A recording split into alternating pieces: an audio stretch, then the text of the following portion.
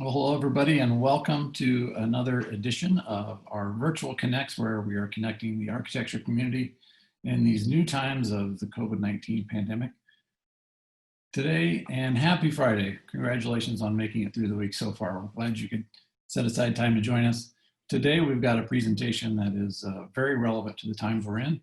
And for those who are participating from AIA, you'll get an HSW credit for attending today's session. We'll give you instructions toward the end on how to get that. And that's the one disclaimer, you have to stick around to get the credit. We are going to have a number of panelists share their insights today on doing job site inspections. And we also have the ability for you to take part in this conversation as well. So we encourage you to use the Q&A feature at the bottom of your screen on the Zoom page to get some questions to the panelists. I'll start by introducing some of our good friends. As you know, producing buildings is a team sport, and we collaborate a lot with our partners in the industry, particularly AGC. So the Associated General Contractors have been great through this whole ordeal. We've even got a task force that's working on these. And that task force had a conversation last week that led to the conversation today. I'll start with Mike Gifford. Michael, you want to wave and say hello? Michael has been the president and CEO of AGC Colorado since 2008.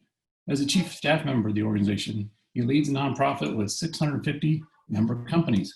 We also have a new construction education foundation. Excuse me.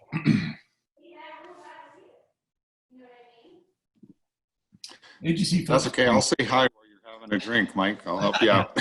Yeah, thanks. AGC focuses on being the voice of the industry, effective economic development work, legislative and political influence, member services, education programs, and cultivating future construction leaders.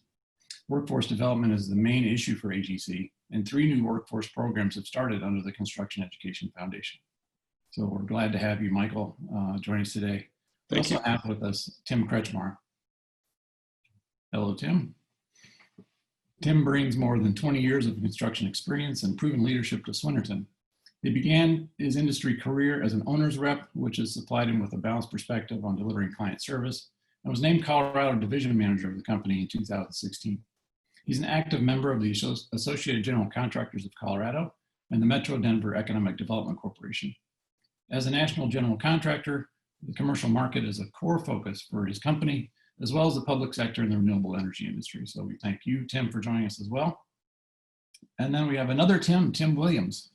Spanning over 40 years, Tim brings firsthand building experience to the construction industry. He's managed Fransen Pittman's field operations since the company's inception 25 years ago. Tim mentors and manages the firm's field operations personnel and directs the firm's project closeout and warranty programs. Tim is a past president of the Construction Industry Training Council and has served on the AGC Safety Committee and is currently a board member of the Colorado Safety Association. Welcome, Tim Williams, and hello. Finally, Nathan Martin is Senior Project Architect at Stantec Architecture. He is currently leading construction administration efforts with Stantec at several major projects in the Metro. These projects include the Great Hall Project at Denver International Airport, Denver Water Headquarters, and the Kiewit Regional Headquarters in Lone Tree. Nathan leads several teams that regularly visit job sites and has implemented safety procedures before, during, and after this pandemic.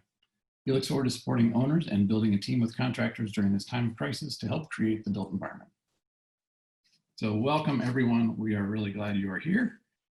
And we're going to start sharing some screens. And so this first portion will be handing off from one presenter to the next. And once that is done, we'll start getting to the audience questions, and we look forward to hearing those as well. So we'll start with Michael Gifford and take it from there. Go ahead, Michael.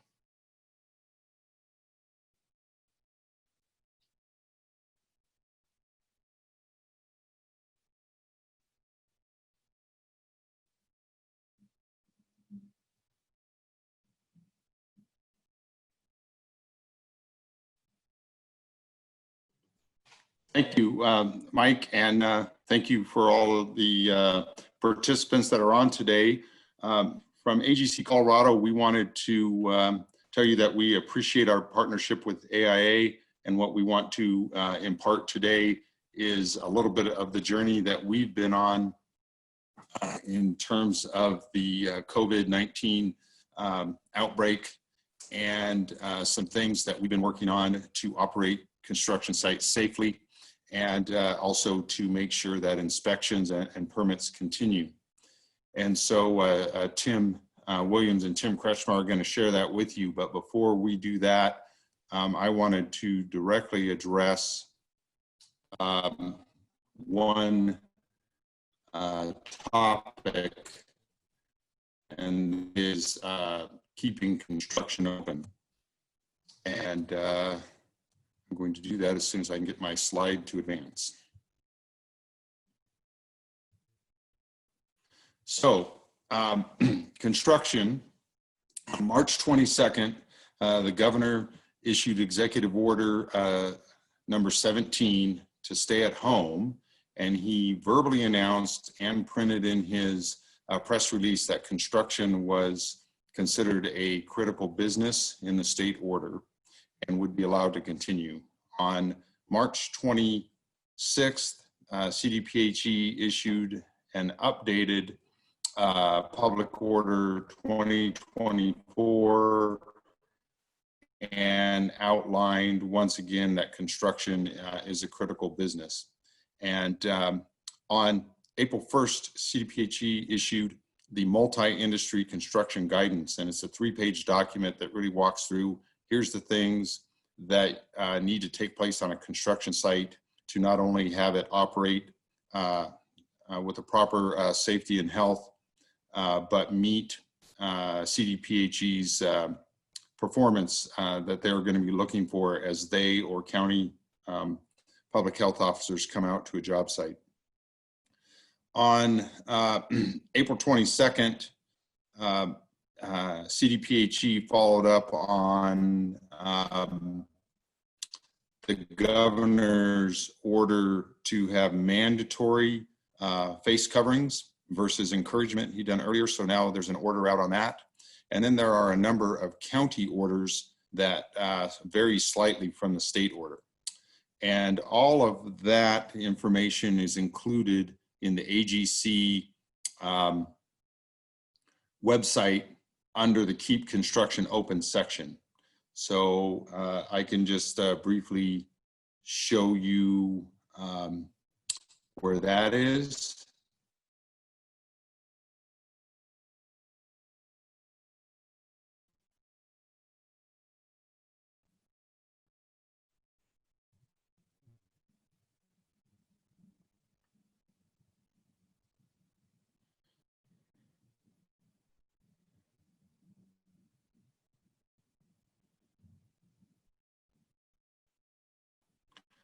So this is agccolorado.org, and if you click on the COVID section, you can go to Keep Construction Open, but that is already open here, and you can see the 6 county orders that vary from the state and the particular items that a contractor and designer would be living under in those counties. Most of them require filing of a safety plan with the county to continue building. So you've got Summit County there, you've got Larimer, Routt County, which is Steamboat. Pitkin, which is Aspen, is actually closed right now, but we may hear by the end of the day that it will be open under one of these file and go protocols. Chaffee and Gunnison are also allowed after you file and go. And then below that are the governor's executive order, the CDPHE order, and the multi-sector construction guidance. So with that, going back to the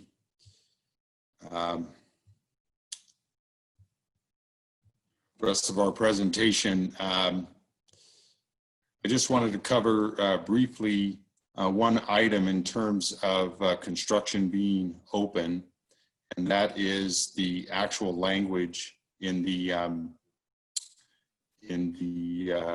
CDPHE Public Order 2024. If I can get this slide to advance, we're going to do that.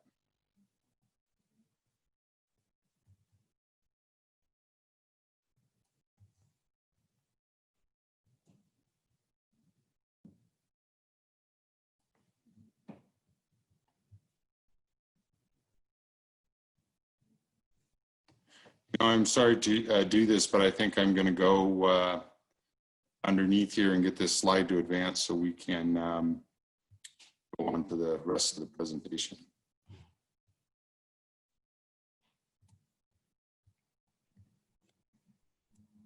And I think if we can come back to it later and pull that website up, that might have been something that caused a freeze in the middle of that presentation. So while we work on that. Close that down. Okay. Yeah.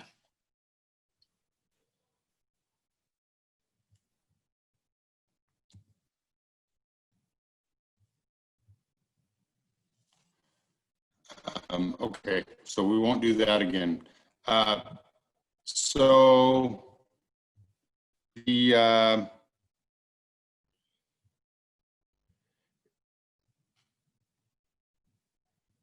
maybe if I stay in this format for now, it will work.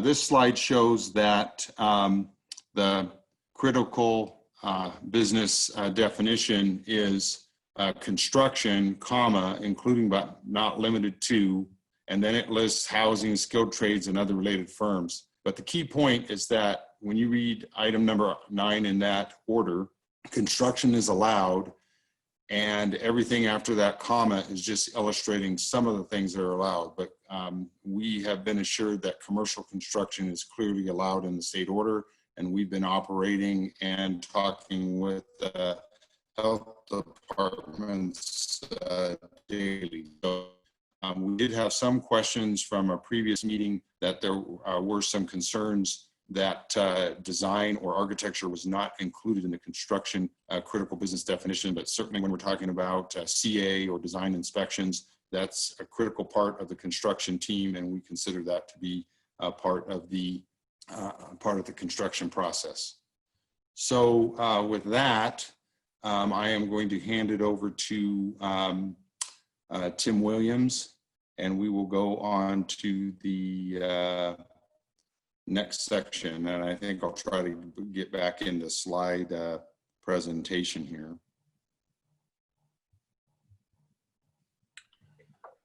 So yeah, thanks, Michael. While that's transitioning,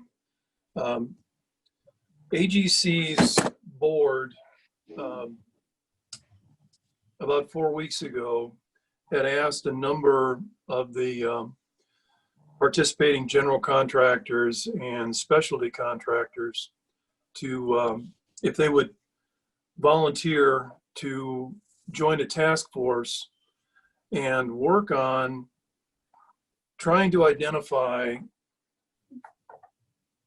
primarily which entities, AHJs, were having difficulties with inspections, what was their status, were they shut down, so on and so on.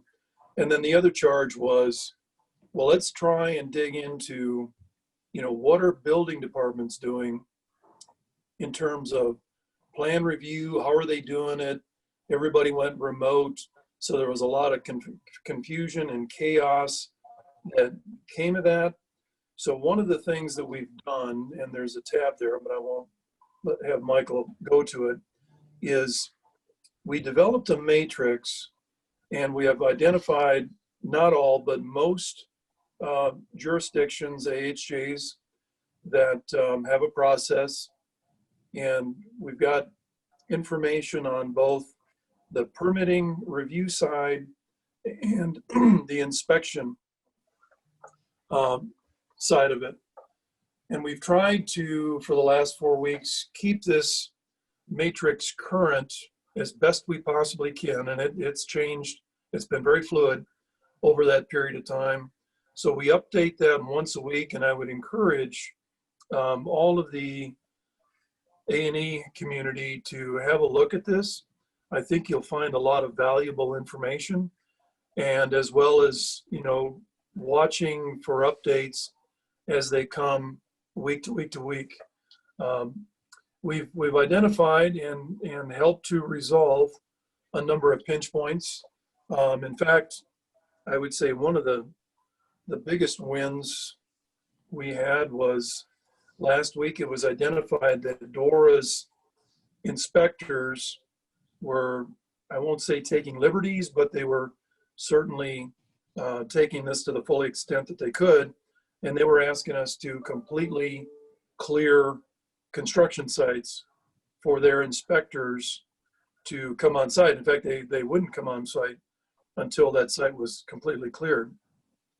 And Michael and his counterparts were able to get a very clear clarification from the DORA's executive director as to exactly what that meant and what their protocol was going to be going forward.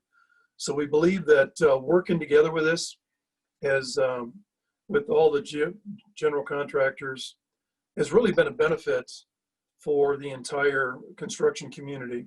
So we're going to continue that effort, as well as a week ago, we had asked Adam Harding, the current AIA president, and Mike Waldinger to join our task force so that we can start collaborating on a much closer level on the issues that are affecting both the designers and the contractors. And it was really an enlightening task force meeting last Friday, and I think because of that, I think there's going to be a lot of valuable collaboration in understanding the permitting requirements, maybe where we can give them some guidance or some advice on best practices, and then, you know, maybe where we can help them out with a streamlined process. Our meeting this morning, I think, went a long ways towards firming up that collaborative effort. We're going to start hopefully bringing in the jurisdictions through the municipal league, and we think there's going to be a lot of value that comes out of that. So stay tuned. We'll keep the construction community up to date with all the information that comes out.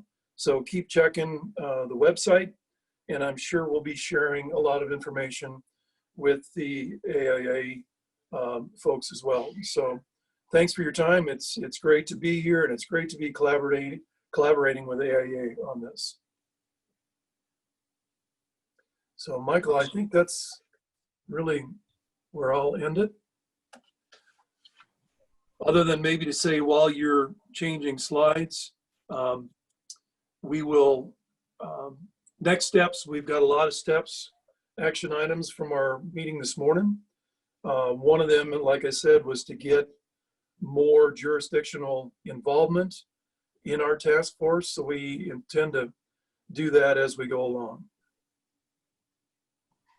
Thank you very much, Tim.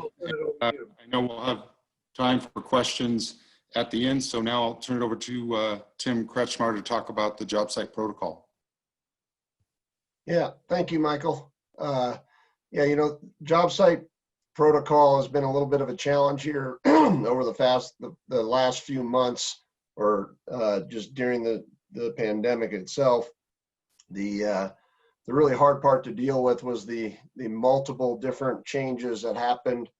You'd have governor issuing something, you'd have cities issuing something, and so similar to the inspection task force, AGC put together a task force to try to combine all of these different requirements from all the different jurisdictions to make sure we've got something we can put out to our members to ensure that they're complying, and that most importantly, we're keeping our people safe, right? As an industry, that's our #1 priority, is to make sure, you know, we were fortunate enough to be deemed a critical business, but we wanted to make sure that we were able to keep our people safe. So in the big picture, if you go onto the AGC website under COVID-19, we can't do it right now because of the technology, but if you do go through there and check it, you'd be able to look at it, and there's a whole section where you can dive into very, very deep details of what our best practices is for site safety and COVID compliance. What you'll see, and where we really focused our energy, was first on the monitoring the employees and getting employees to make sure they're checking their own symptoms. They're checking to make sure they're not sick, and if they are, encouraging them to stay home. That's the basis of it. Is you got to be very, very clear with everybody who's coming on to site. If you feel sick, if you have any symptoms, if you're just not feeling right, stay home out of the abundance of caution. And for the most part, we've seen very, very good compliance with this across the board. Seems like the guys get it. They're fortunate enough to work. They don't want to contaminate a site, so we've had a lot of people self quarantine and stay at home. The next area we went to is really talking through the social distancing. Obviously, on a construction site, the culture for many, many years was the buddy system: be close, be safe, work together. And now you're kind of going the exact opposite direction, saying you need to stay 6 feet apart. And so there's been a lot of thought put in, how do we continue to do our jobs, how to continue to push a project forward, but at the same time respecting the social distancing. And for the most part, the guys have gotten very, very creative about how to do this, whether it's shifted work, where you have different people coming in different times, different lunch times. Maybe where you had one lift to install a window, now you're using 2 and having people spread out. So there's been a lot of work and a lot of thought put into how can we maintain that social distancing. The CDPHE actually issued some guidance on this and does allow for certain instances when you need to be closer or when it's not practical to be safe, you could risk yourself in higher injury. How to do that, and it involves face masks and face shields and a whole lot of PPE to protect those things. So are we still going? Okay. So that's been something that if you read the document, there's a lot of information on that. And then also probably one of the most important things to do here is the hygiene protocols and the sanitation. And we've got full teams of people now. Their full-time job is to go out and sanitize the site. We've got people walking around with sprayers full of basically antibacterial solutions that are spraying down high touch points, spraying down areas such as the toilets that have high usage, to make sure that that we're being safe and having the sites be clean. So I would really encourage everybody to go onto the website and take a deep dive into the protocols. I think as you guys start to emerge from the stay-at-home order, or if you're already doing it, there's really great information there. One of the big things is the wellness checks. I forgot to mention that.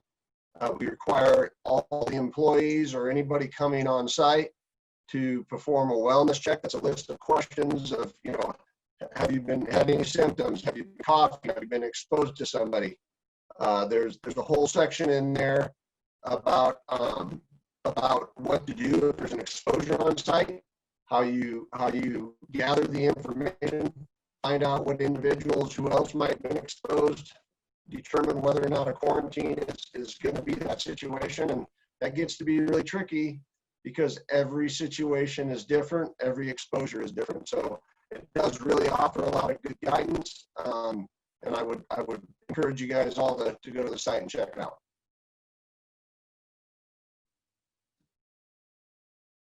With that, Mike, do you want to take it back over?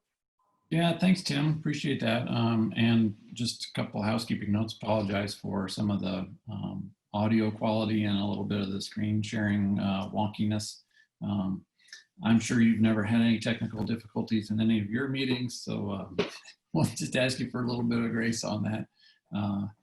And just before we go any further, we did have a question about if these PowerPoint slides will be made available or a recording of the webinar, and the answer is yes to both. And we'll be sure probably to put it on this page that you see in front of us, and also the page that was referenced earlier by our AGC panelists. So, we're going to move now from the construction side over to the architecture side on construction phase services. And Nathan Martin's going to handle that from Stantec. And I would just say, even though the firm size and the project scale may be different than what most people are used to, the practices that Stantec has employed are equally applicable to any architect or firm. So Nathan, take it away.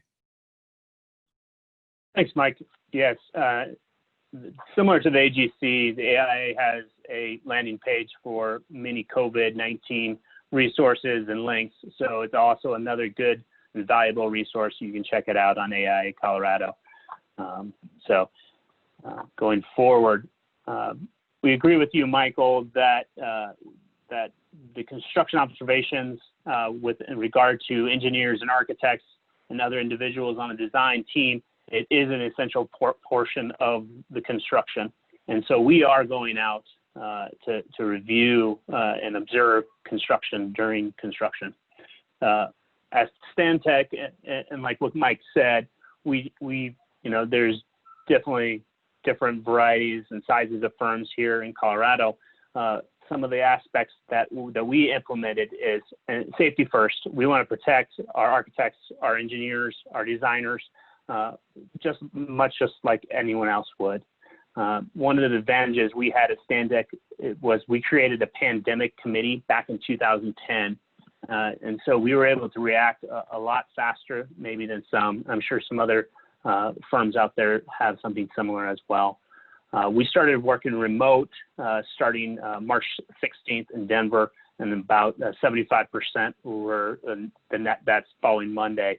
We were working in our homes, in our basements, in our bedrooms, and wherever you can find a internet connection. One of the first things we did, we reached out to owners, contractors, and reps to see how we could help above and beyond. Obviously, we're trying to serve our construction projects and the projects that we were on already, but we also wanted to reach out and see if there was anything that they could do or we could do. And I'm sure many other firms were reaching out to contractors and owners and letting them know that our services that are out there are more than, that go beyond than just designing buildings. So we want to let that be known to everybody. And again, people first.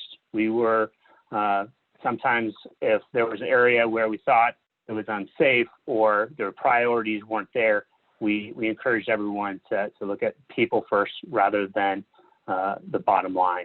So that's what we did.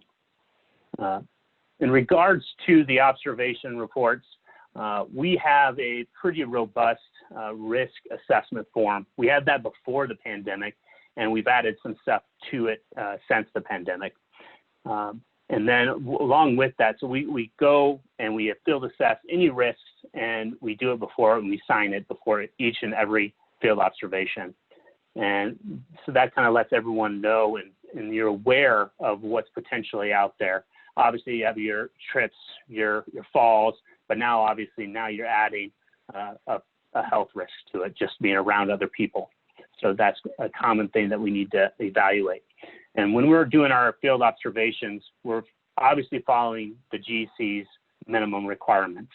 Now, we're going to job sites all over the metro, all over the state.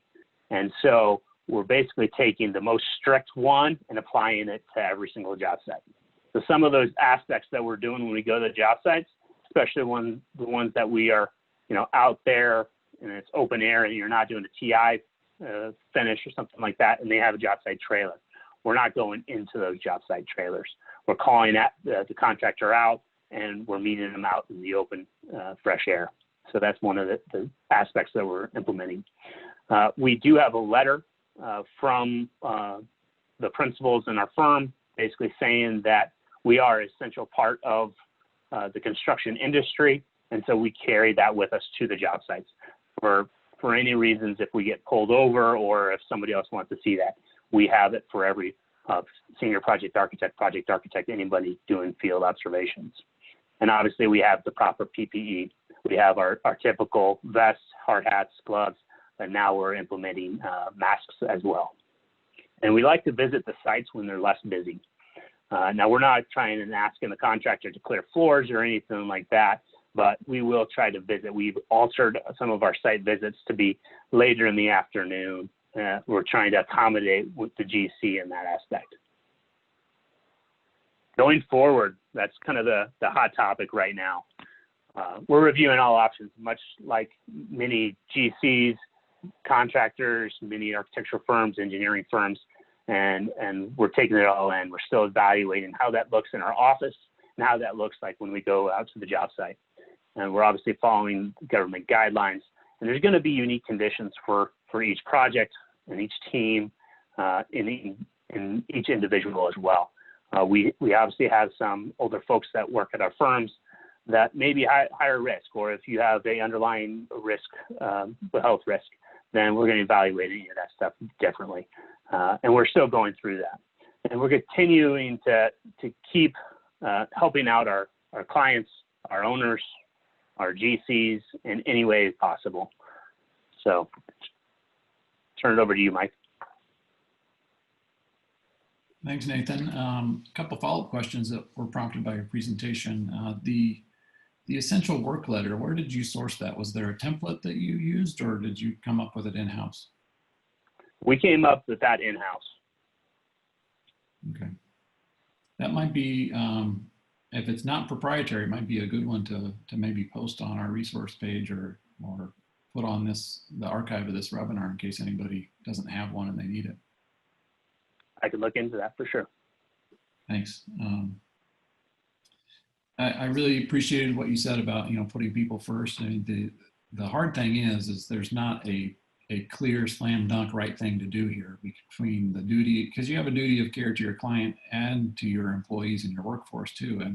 And when that line is really clear on critical versus non-critical or essential, whatever the term is, as it is for our peers in the construction industry, that helps to deploy your workforce. But on the construction, on the design phase, that line isn't like a real bright where where you're on one side or the other of it. So you really do have to think about deploying the workforce and putting them potentially at risk. It is the case, and we've gotten this verified by a lot of different sources, including our friends at AGC and in the government offices, that if you are helping construction to continue, you don't have to be a contractor. You are part of that essential workforce. So construction phase services, these on-site inspections provided by AE firms are considered essential parts of the workforce. But I think as these stay-at-home orders lift, it becomes less of a factor, right? Because now all other parts of the workforce are going to be opening back up again. We got a question from the audience for Tim Williams. I think he'll probably be the best one to answer this. Should we open up the task force that you referenced to the consulting engineers? I think it would be a good idea, Mike, if we did that. Michael Gifford and I probably need to have a discussion to see just how big we want this task force to get to. Not that it's overwhelming, but also to be an effective task force, I think you've got to be reasonably light on your feet and be able to move quickly with these things, as both of the AGC task forces have found out. I mean, this thing has moved so fast and so far that we've really had to turn and pivot pretty much daily. And I believe we've done a good job, but yeah, we can certainly look at adding somebody from that crowd on this task force. Yeah, one thing I would like to mention, Mike, if I could take a minute. Sure. Yeah, and I've told a lot of folks this, that because of all the measures that have been put in place, I believe construction sites, if they're taking this seriously, and all of us are one of the safest places to be in terms of all the sanitization that we're doing, the hand wash sinks for use when people use the portalettes, the check-ins that Tim has talked about. I think we've taken our game to a totally different level, and quite honestly, we also all ask ourselves the question, what's changed? And if you look at a construction site today and the COVID protocols that are in place, I mean, you'll see a tremendous amount of signage. And as you go into the job, you're going to see that same level of notification going all the way throughout the job site. So be assured that the general contractors are not taking this lightly. We, for our own folks, are trying to be very, very mindful of keeping those folks with a paycheck. And that really is the goal of all of this, is we don't want construction to shut down and be yet another unemployment cog. That's what now, 26 million people or something like that have filed for unemployment.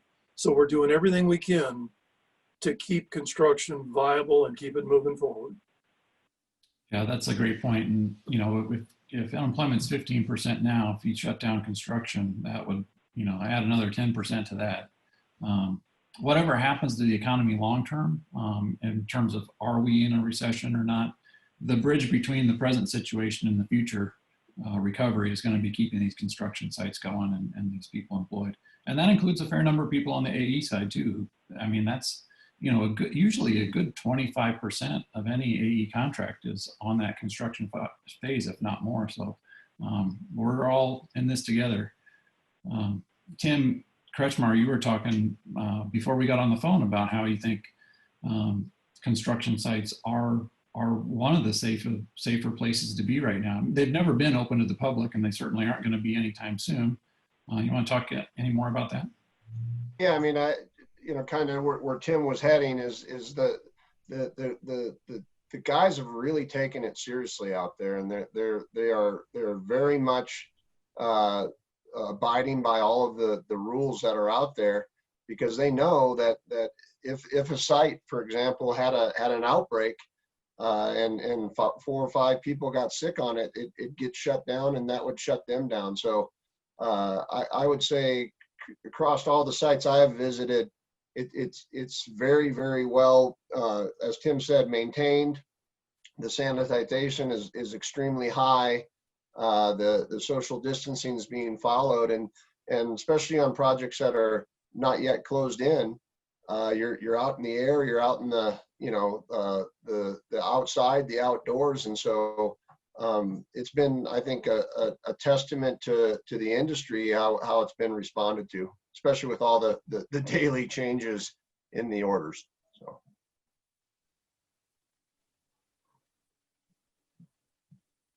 Sorry, Nathan, you mentioned some of the practices you were doing, and I was interested in seeing, you know, just scheduling when you're on site. And I know the building officials have done the same thing. You know, they're not asking for the whole thing to be shut down. They're only focusing on maybe one floor or one part of a project at the time. And I think that's you know, it's not a monolithic thing. You can't say the site is either safe or unsafe. You can compartmentalize these things, and the AE partners can sort of limit their exposure in a sense as well, to really have a plan for when you're going to a site, what you're going to do, what places you're going to be on that site, and who you're going to talk to. Yes, Mike. What we're typically doing is we usually have one point person, especially right now. And so we coordinate with them as far as when is the best time. So in the last couple of weeks, there's been some times where I've, you know, went at 1 o'clock in the afternoon. They said it was going to be a good time to visit. And then there's some other times when I went about 4:30 in the afternoon. It really depends on what's going on the job site. And we're working with the GCs as best as we can. We're accommodating them. We don't want to be another obstacle for them. So we're accommodating them as best as we can. And then when we're walking, we're also walking with a limited amount of people from the GC side. Typically, it's the person that's in charge of quality control, and that's how we're proceeding right now. Are you guys seeing any changes in how the design folks can look at sites using some remote tools? I know one that's been mentioned is Matterport. I've heard anecdotally that people are just, you know, using their phone and doing a FaceTime chat. That may not be as efficient, but I think people are interested in finding efficiencies and not just at the drop of a hat having people come out to the job site. I mean, I can. Yeah, oh, go ahead, Nathan. I was just going to touch on it briefly. Yes, we have seen that as well, but there's going to be some scenarios where actual in in person is not going to be able, that's not going to replace all in-person visits. Yeah, I would agree. You know, we've got some projects that are using Matterport. I would say that not probably every contractor across the industry has access to that. And then on top of that, just the time to scan the space, it takes a while to go through and do that. So it has to be really well coordinated. And I think it's really a team decision on what makes the best sense. Can you use it efficiently? But certainly there are technologies that can assist in that. And we've successfully used FaceTime too. So it's just kind of the situation, what the team feels like, but it's definitely a possibility. Do you think 3D cameras are more likely in the future? As far as use on them, like a Matterport? Yeah. Yeah. We use Matterport quite often. A lot of times we've got clients that are across the country. So for status updates, for documentation updates, we're currently looking into a whole lot of different, potentially hard hat mounted ones. So I think down the road, I think it's going to be a definite standard day-to-day practice, but the technology is still catching up. Well, let's co-brand and license something with GoPro for the AEC version.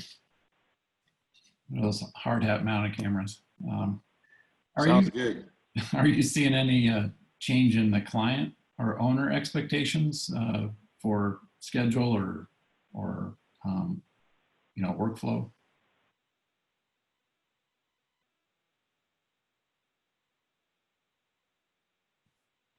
Mike, who is that question to? Oh, I'm wondering if you're seeing any changes in the client expectations for meeting schedule or hitting your milestones. We are certainly on our projects. We're talking about, the slowdowns or the complications that come out of this at every weekly owner architect meeting. And if there is a delay due to something COVID related, we will send them that notice of this delay. And I think that's just being prudent of, what affects us, what affects our schedule, what affects material deliveries. We just have to be very honest and upfront about it. And going back to what Nathan mentioned about the visits, I would believe that all of our GC community is going to be as accommodating as they need to be to get the AE teams on the job when they need to be there. It's a big, it's a step up in the communication effort. No different than it is with the inspector, the jurisdictional inspectors, the AHJs. We just are really telling our folks, and they're doing a great job, of stay in close contact with those inspectors. Where do they want to go? What's their level of comfort, and try and accommodate that absolutely to the degree you can. We got a question from an attendee that I want to address. It was, is there any responsibility for an architect to report construction workers or anybody on a job site without masks or PPE? This came up as a follow-up to one of our previous webinars that we did with Phil Carty, an attorney at Carty, Schulte & Ford, and I'll just read his answer. I believe this is outside the architect's responsibility for job site risks. I think the architect has a duty to speak up if he or she actually sees an open and obvious dangerous condition, same as before, such as a live power line near a crane or an opening in a 10th story concrete deck with workers walking around. But workers failing to observe safe social distancing, for example, is to me not one of those safety hazards that threatens a sudden and catastrophic injury to a worker. That seems to me to be a safety program for which the GC is responsible. So if there are no objections to that interpretation, we'll take that as the answer to that question. Some really fascinating conversation at our task force meeting recently was about opening back up some offices. And we heard a lot of examples. One was from China, where even on construction sites, they were breaking their teams into subsets of 5 so that, and keeping all those groups of 5 away from the other groups of 5, so that if one becomes infected or exposed, they know that there's only 4 others that are affected. And then in terms of a job site situation, some folks mentioned that they were either going to do A teams and B teams and alternate week to week, so that over the weekend everything could be deep cleaned and aired out. And so you always have an ability for somebody to be on site. And I also heard in that task force conversation that they were looking at 2 days on, 1 day off. So you do a Monday, Tuesday crew, Wednesday be the clean all the surfaces, and then you have a Thursday, Friday crew. I know this is going to be a big question for people as they think about going back to work, whether it's on a site, which we've talked most about, or in an office. And we, of course, all of us have offices too. What else have you heard about this concept of reboarding safely? Well, I just, Mike, all of those things you discussed there's versions of that in the best practices document on the AGC website. What I would say though is it just, you got to kind of feel every situation's a little bit different, right? We have some projects that are doing kind of split shifts. We have other projects that have specifically said, okay, we're just having one trade on a floor. So each one, depending where it's at in the job and how it's going, is kind of a little different. And I think that's going to be the theme no matter what you do, whether it's you're coming back to your office, how's your office designed, how's it set up, right? Can you theoretically have, if you got a big cube area, have, you know, every other space in a cube work on Monday, Tuesdays, and half a day Wednesday, and then flip the others. And so I think it just takes a minute to sit down, look at your space, look at what's going on, and understand how it flows and operates, and then creating that distance what's right for the room you're in. Has Stantec talked about this much? Because you got a lot of on-site people in offices. We are starting to, and like I said during the presentation, we're looking at all of the same kind of stuff, like who's going to come in during the certain times. Is it going to be 50% here? I don't think we're going to have an across the board. It's probably most likely going to be an office by office, because we have several locations across the country. And at the same time, there's going to be some people that may, for instance, myself might be working out of Royalport out by the airport, and I might not be going into the office downtown. And so there's going to be some scenarios like that. But yeah, we're still working through that. We haven't completely materialized our plan on that yet. Michael Gifford, I want to bring you in on this one, because we're part of a group that's called A3LC.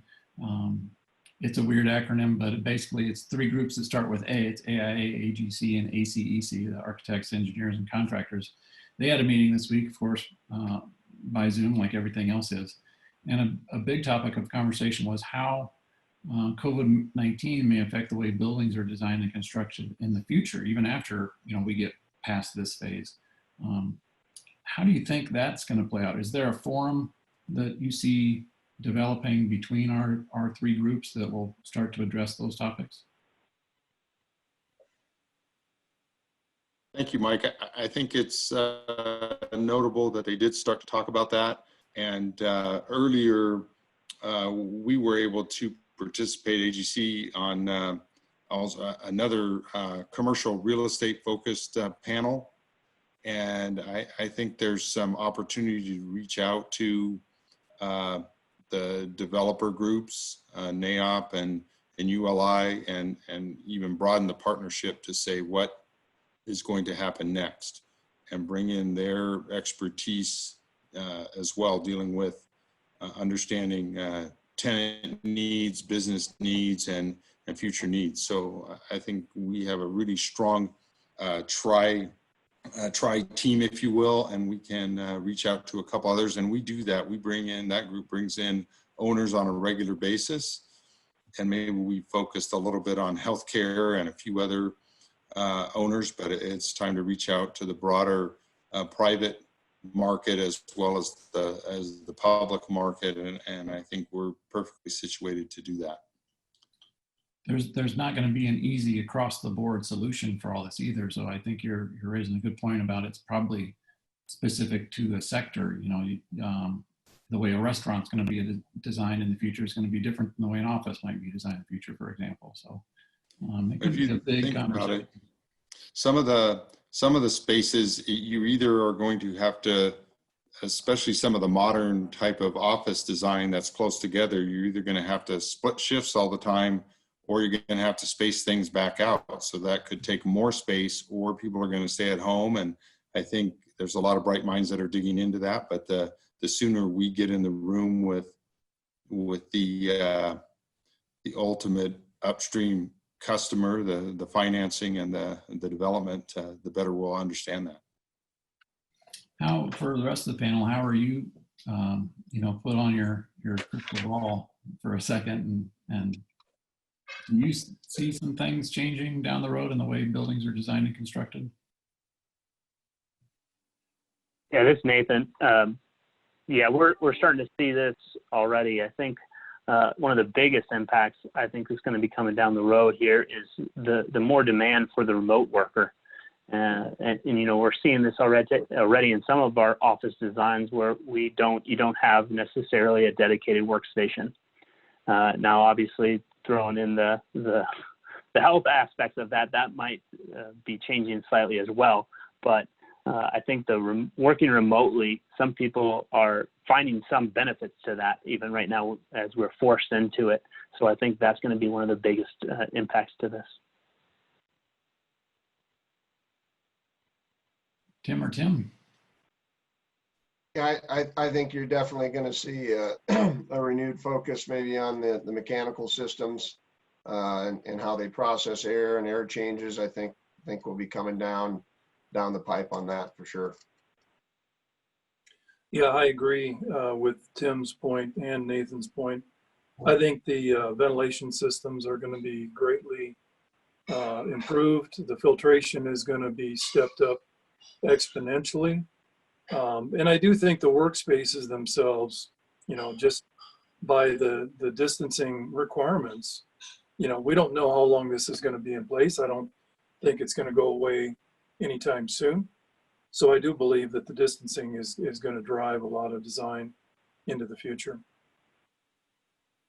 Well, the question I'll ask us to wrap up with and noodle on a little bit is, what is something that we're going to take out of this that's an efficiency or an improvement or an innovation that was maybe forced by this situation, that even when it goes away, even when all these stay-at-home owners and orders and social distancing relax, we're going to do it anyway because it ended up being a good idea and a good practice. So before we start answering that, though, I'll let people know how they can get credit for today's session. We're going to ask you to use the chat function.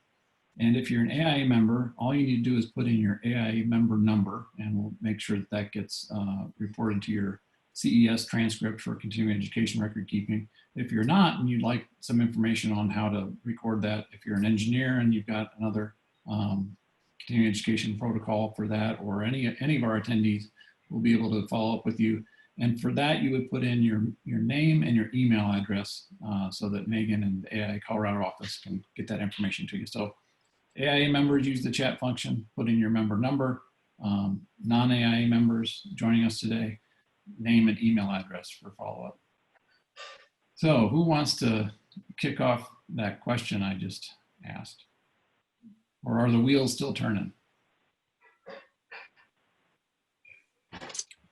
So one of the things that I believe is going to come out of this, and it's very fundamental, but I believe it's going to be a fundamental change, and that is just the hygiene practices on job sites, where before, you know, we didn't really have any hand wash stations.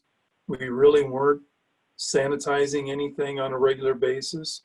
And I believe that some of those practices will continue well beyond when this pandemic is done. You know, think about the flu or any of the other communicable diseases that, you know, just stepped up hygiene practices are going to minimize those.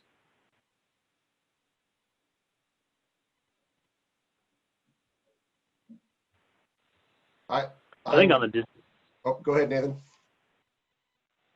I think on the design team, I think one of the biggest impacts is going to be a lot more of this. I think we're going to be doing more video chats, maybe from the office, when you can have multiple conferences in a row, dealing with multiple different job sites. I think that's going to be another big impact. I think there's going to be a lot more remote workers as well. So that might mean the office space requirements for an architecture firm might be less than it was 5-10 years ago.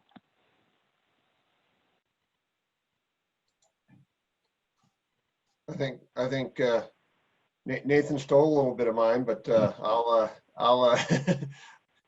was going to have a little bit esoteric end too, though. I just think I really appreciate, just as an industry, conversations even like this is just the way people have pulled together to work through this thing. I think we were there, and there is still a lot of divide going on, but I think anytime we get together and behind a common goal to try to figure stuff out, I hope we keep those lines of communication and the sharing of information going down the road. Well, Tim K, you stole mine. It's not that we didn't want to collaborate and didn't have examples of collaborating before between industries and organizations, but this has sort of forced us to do it in real time as things develop, and I hope that continues. We're going to need to do that as long as we're in this situation, and we're going to need to keep using that muscle memory after we're past it too, to continue to collaborate together. Michael, you want to add your thoughts? Well, and thank you to the whole panel. Workforce is still a very large issue for the construction industry, as I know it is for the design industry as well. And we would have never imagined that we could do something like apprenticeship training or pre-apprenticeship training in at least a modified virtual format. But we have a monthly pre-apprenticeship training to take adults that want to skill into the construction trades, mostly from minimum wage jobs. And we have our first virtual class starting on April 27th. We'll be broadcasting live from the training center, the AGC and Work Now Training Center. So there'll be live instruction, but the participants will be virtual, and we look forward to the day when we can do that in a modified format. But now I could see that we could really do, say, like a carpentry apprenticeship program around the state and get to the rural areas, which we could not have done that before. So if we can figure out how to do that, I think that's another big plus. And that involves youth as well, our future. We have 19 high school programs, and we're already figuring out how to get them engaged. They're all doing projects at home right now and showing them on our website and that kind of thing. So even though we can't be there, the instructors are giving them projects and they're doing them in their own garage, and it's a beautiful thing to see. Well, that's a good note to end on, and we want you guys to be busy, because that means we're going to be busy too. So big thanks to our panelists today, Michael, Tim, Nathan. Insightful conversation. And if you want to know about any future conversations we're having, you can find those on the website under our calendar page at aiacolorado.org. I want to let you know real quickly about a couple coming up in the near future. So next week, Tuesday at noon, we've got a session on financial planning and decision makings in times of economic uncertainty, hosted by Doug Parker. Doug's the Chief Business Designer for Design Business Advisors. Always an insightful conversation. I don't know how he's making projections right now, but he's going to know as much as anybody else will. And then next Wednesday at noon, we're hosting a panel with AIA Colorado principals representing large firms, discussing how they're navigating these uncharted waters right now. That's a follow-up to Wednesday's conversation this week, which was from smaller firms. So hope you can join us then. They're free to attend, and we just like connecting the community in this time as much as any other time. So thanks again to our panelists, and especially for you joining us today and making time to have a conversation.